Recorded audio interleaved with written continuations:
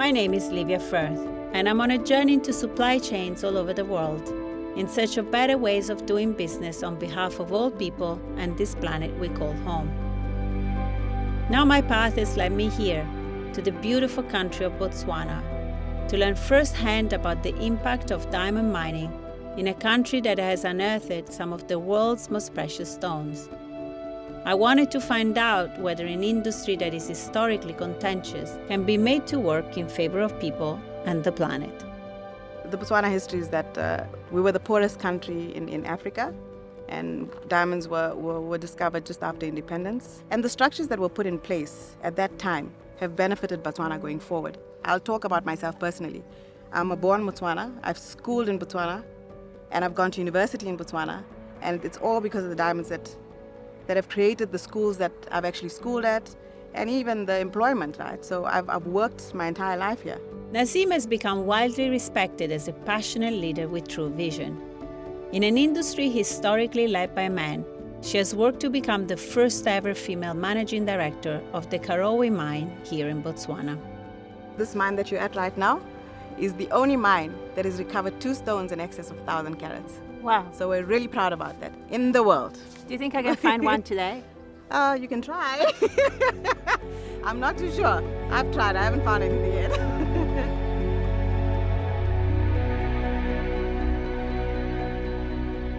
Striking gold or discovering oil or diamonds has turned into a tragedy in many countries. What should have been good fortune resulted in inequality, instability, and in some cases, conflict. But since diamonds were discovered in Botswana after independence in 1967, a different story has emerged, and the country has been working hard to turn natural good fortune into a model of resource-based development.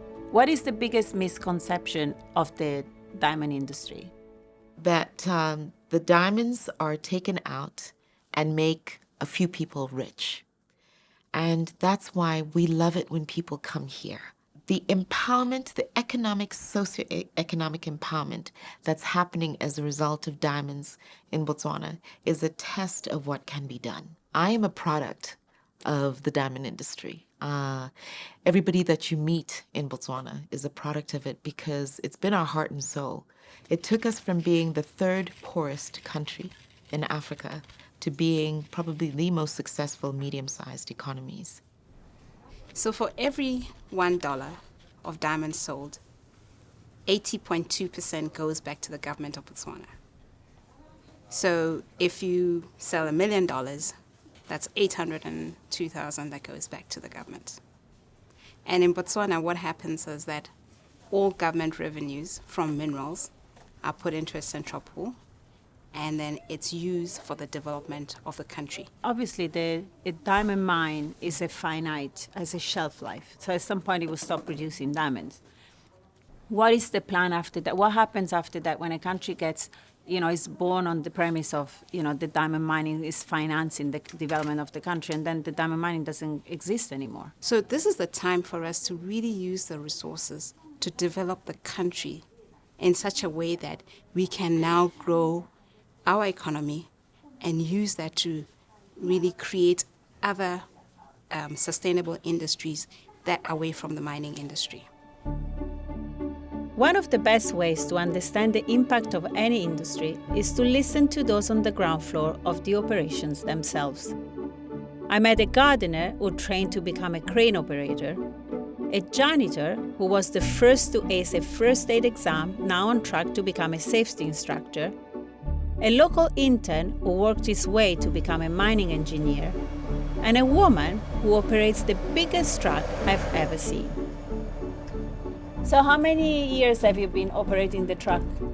I have been operating this truck for 18 years.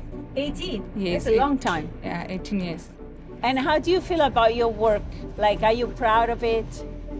Yes, I'm really proud of it because, firstly, when we are working in this area, the people, they think maybe this kind of operating trucks can be done by a male only, but even us female, we are capable to do it. Here in Botswana, there is a striking sense of hope and possibility, not just because of the jobs, but the path to a bigger future for the people working them. How do you work with the local communities? I saw you in operation, talking to the chief and talking to the local stakeholders and bringing them, seeking their approval, bringing them on board. Why is it so important for you? Well, it's important in any country to consult with the people that you're working with. And for us, the communities are the biggest areas to work with, specifically because, most of the mining areas are in remote areas. So because you're working with the communities in that areas, you understand exactly what their needs are. And for me, what's important is, yes, we are a mining entity, we're employing people, but it's not the employment at the mine. I mean, that's given. You will always employ people at an operation. But it's what will happen to those communities after the mine has closed down. And a diamond mine has a life, and it's what about those communities after that. It's not about the job, because the job will never sustain it, but it's about what will happen to those communities once we go. And the reason we have to consult those communities, they are the ones that understand what they're lacking. And it's important to consult with them to understand what is sustainable going forward. The sheen and success of the diamond industry shouldn't mask the severity of challenges that become critical issues as they are intensified by the global climate emergency. Botswana faces a looming water crisis. The major mines are sited in water-stressed areas, and food scarcity is a continuing problem. I visit the Mokubiyo Community Garden project, dedicated to facing this challenge. Working alongside community leaders, one mining company has partnered to fund a community garden to provide much-needed food and job training. This project came as an idea from the Mukubilo village residents. The government realized that there was malnutrition within the sub-district. Today, we see a project which have created employment in the village. We see a project that have got men and women working here. They've got somewhere to go, they can feed their families. Our main aim is to develop a human being. If you develop a human being, you train them, you show them what to do, then they'll be able to feed themselves. And we are also empowering them to say they shouldn't work in this farm forever. They are here to learn, to take few tips, to go and start their own business.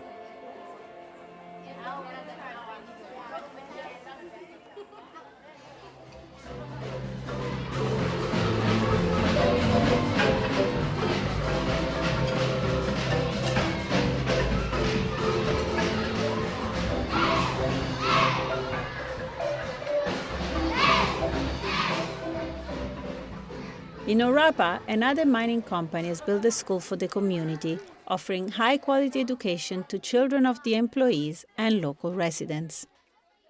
I am a teacher and also a supervisor, being a senior teacher, but mainly I'm a class teacher. I teach standard 5. Since you grew up here as a student, what is your perspective on what's happening here in Botswana? What would have happened if the diamond mining wasn't here? What would have happened to your parents and to you? I don't think I even want to imagine that. Honestly, the mine has provided opportunities that would not have been there otherwise. Botswana, as you notice, is still a developing country, and these mines, the mine is doing a lot. And our kids get an opportunity to work with the computers where other kids don't get that. So it is really exciting, as I said. We are a little bit ahead compared to other schools. Our children go for music. We have a huge library that has computers as well as books. Because of the diamond mining industry, you'll notice that a lot of young Botswana have gone to school abroad. It wouldn't have been possible otherwise. Even sustainable mining practices have an impact on the environments where they operate. Here in Botswana, it seems like great care has been taken to protect the land, the local residents, and the endangered species who call it home. The mine established this as recreational facilities and at the same time playing a role of protecting biodiversity. Things like, let me say, endangered species as well. Things like rhinos, leopards are also here, which are rare species. Vultures, which are also here. Some of them are rare species, and the park is actually looking after that or protecting that or monitoring that. So if the mine was not here, I don't think the area could be existing.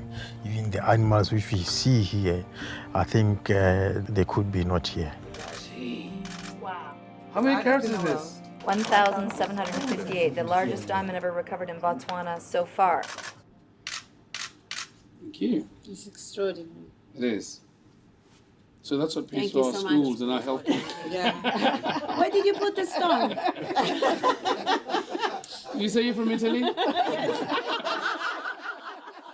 The partnership between a government and foreign investment and corporations, it happens everywhere in the world. But what doesn't happen very often, and what I found very remarkable in Botswana, is that also that there is a third stakeholder, which is your country and the people of your country. Well, I guess it's really a blueprint of excellence. That's what we want to perceive it as. And excellence is not a crowd event. Not everybody comes to the party. And so you only realize excellence usually after a lot of hard work. And that's why we're so keen to diversify. That's why we're so keen to improve the value chain. And that's why we're so keen to ensure that we unlock more value domestically for our people. So ethics is critical. Environmental stewardship is critical. Human rights and workers' rights are critical. And what you actually do with the proceeds of what you get is telling of who you are and what values you hold. Look around. We do have challenges. We admit them, and we want to face them head on. So what is the unfinished business? Like, what is still to come in the future? Oh, we're a long way from finished. It's a journey. Because at the end of the day, consumers want to know more. They're much more discerning about where is this product coming from? Who is it going to affect? And should I feel good about it? We always say that the diamond you wear is forever. But in the ground, there's only so much. So you are taking a finite resource from the ground and being part of a good feeling of wearing that, because it's created people like myself. It's created a community. It's created countries.